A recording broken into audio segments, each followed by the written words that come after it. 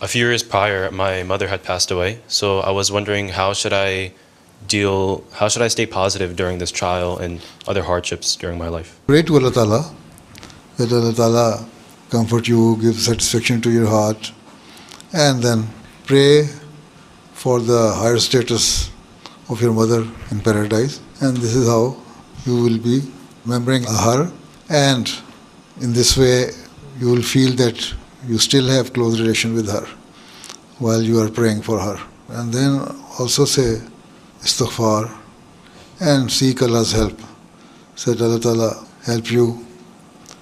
And so only Allah is the one who can satisfy your heart.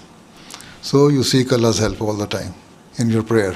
Obviously, since she was your mother, you cannot forget her love, her kindness, and that should make you work hard to achieve those goals which she wanted for you.